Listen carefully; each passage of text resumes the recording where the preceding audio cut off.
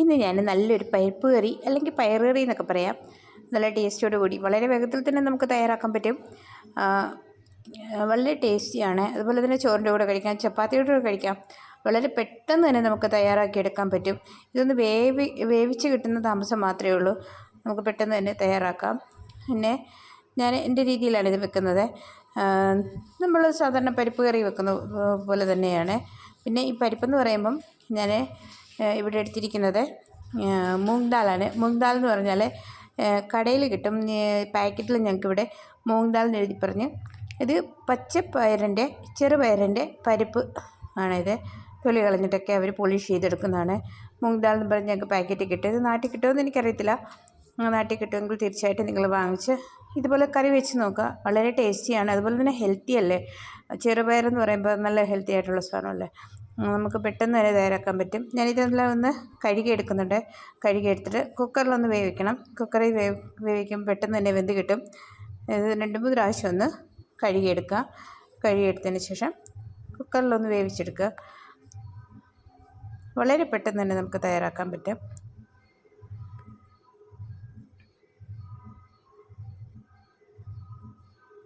ഇതുപോലെ കുക്കറിലാക്കിയതിന് ശേഷം ഇനി ആവശ്യത്തിന് വെള്ളം ചേർത്ത് കൊടുക്കുക. ആവശ്യത്തിന് വെള്ളം ചേർക്കണം. കൂടിപ്പോകാനും പറ്റില്ല, കുറഞ്ഞു പോകാനും പറ്റത്തില്ല. നമുക്കറിയാമല്ലോ പരിപ്പ് വേകുന്ന ഒരു ഇതുണ്ട്. ഇത് വെന്ത് കഴിയുമ്പോൾ കുറേ ഏറെ കാണും. ഇതിപ്പോൾ ഇത്രയുള്ളെങ്കിലും പക്ഷേ വെന്ത് കഴിയുമ്പം കുറച്ചേറെ ഉണ്ടാകും. എന്ന് വേവിച്ചെടുക്കണം. ഇതിലേക്ക് നമുക്ക് ആവശ്യത്തിന് വെള്ളം ചേർത്ത് കൊടുക്കാം. ഇനി അതിലേക്ക് മഞ്ഞൾപ്പൊടി, ഉപ്പ് ഇതിലോട്ട് ചേർത്ത് നമുക്കൊന്ന് വേവിച്ചെടുക്കാം. വേണമെങ്കിൽ ഇപ്പോൾ പച്ചമുളക് ആഡ് ചെയ്ത് കൊടുക്കാം. ഇവിടെ പച്ചമുളകാണ് ചേർത്ത് കൊടുക്കുന്നത്.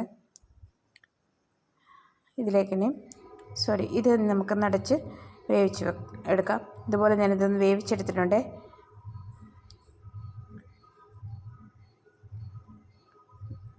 ഇനി ഇതിലേക്ക് പാൻ വെച്ചതിന് ശേഷം പാനിലേക്ക് എണ്ണ ഒഴിച്ച് കൊടുക്കുക. എണ്ണ ചൂടായി കഴിയുമ്പോൾ നമുക്ക് ജീരകം, കടുക് രണ്ടും കൂടി ഇട്ട് കൊടുക്കാം. ജീരകം ചേർത്ത് കൊടുക്കണപ്പോഴാണ് അതിൻ്റെ ടേസ്റ്റ് വരുന്നത്. തേങ്ങ അരച്ചല്ല ഇത് വെക്കുന്നത്. നിങ്ങൾക്ക് വേണമെങ്കിൽ തേങ്ങ അരച്ച് നമ്മൾ പരിപ്പ് കറി വെക്കുന്ന പോലെ തന്നെ വെക്കാം. പക്ഷേ ഞാനിവിടെ തേങ്ങ അരയ്ക്കാതെയാണ് വെക്കുന്നത്. അതിലേക്ക് ചെറുതായി അരിഞ്ഞ് ഉള്ളി ചേർത്ത് കൊടുത്തിട്ടുണ്ട്. സവാള ഉള്ളി, ചെറിയ ഉള്ളിയും ചേർത്ത് കൊടുക്കാം.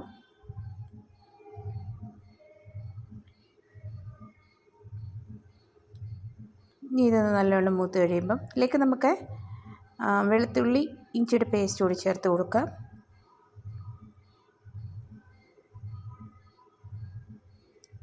ഇനി ഇതൊന്ന് നല്ലോണം ഒന്ന് മൂത്ത് വരുമ്പം നമുക്ക് ബാക്കി ചേരുവകളൂടി ചേർത്ത് കൊടുക്കണം. പിന്നെ നിങ്ങൾ ആദ്യമായിട്ടാണ് എൻ്റെ ചാനൽ കാണുന്നതെങ്കിൽ സപ്പോർട്ട് ചെയ്യുക, സബ്സ്ക്രൈബ് ചെയ്യുക, നിങ്ങളുടെ അഭിപ്രായം കൂടി അറിയിക്കുക. ഇതിലേക്ക് ഞാൻ പച്ചമുളക് ചേർത്ത് കൊടുത്തിട്ടുണ്ട്. ഇതെല്ലാം കൂടി ഒന്ന് നല്ലവണ്ണം മൂത്ത് കഴിയുമ്പോൾ നമുക്ക് കറിവേപ്പില കൂടി ചേർത്ത് കൊടുക്കണം. ഞാൻ വറ്റൽമുളക് ചേർത്ത് കൊടുത്തിട്ടുണ്ട്. കറിവേപ്പില കൂടി ചേർത്ത് കൊടുക്കണം.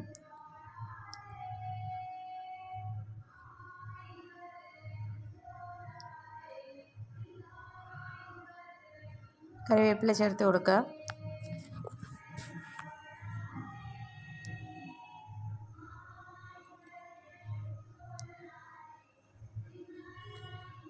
ഇതുപോലെ നല്ലോണം ഒന്ന് മൂത്ത് കഴിയുമ്പോൾ നമുക്ക് ചെറുതായി അരിഞ്ഞ് തക്കാളി കൂടി ചേർത്ത് കൊടുത്ത് ഇളക്കിയെടുക്കാം.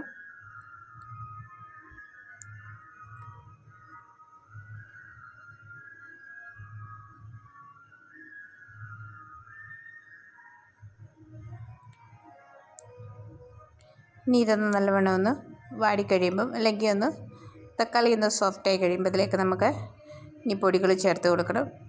അധികമായിട്ടൊന്നും ചേർക്കേണ്ട, നിങ്ങൾക്ക് ഇഷ്ടമുള്ളതുപോലൊക്കെ ചേർത്ത് കൊടുത്താൽ മതി. ചുമന്ന മുളക് പൊടി നിങ്ങൾക്ക് ഇഷ്ടമാണെങ്കിൽ അത് ചേർത്ത് കൊടുക്കാം, അല്ലെങ്കിൽ അത് ഒഴിവാക്കാം. ഞാനിവിടെ അല്പം മുളക് പൊടി ചേർത്ത് കൊടുക്കുന്നുണ്ട്. ചേർത്തില്ലെങ്കിൽ കുഴപ്പമില്ല. ഇതിലേക്ക് അല്പം കായപ്പൊടി ചേർത്ത് കൊടുക്കും. കായപ്പൊടി മെയിനാണ്. കായപ്പൊടി തീർച്ചയായും ചേർത്ത് കൊടുക്കണം.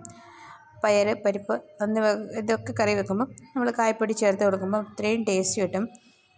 നല്ല ടേസ്റ്റാണ് കായപ്പൊടി ചേർക്കുമ്പോൾ. ഇതെല്ലാം ഒന്ന് തക്കാളിയൊക്കെ ഒന്ന് സോഫ്റ്റായി വന്നിട്ടുണ്ട്.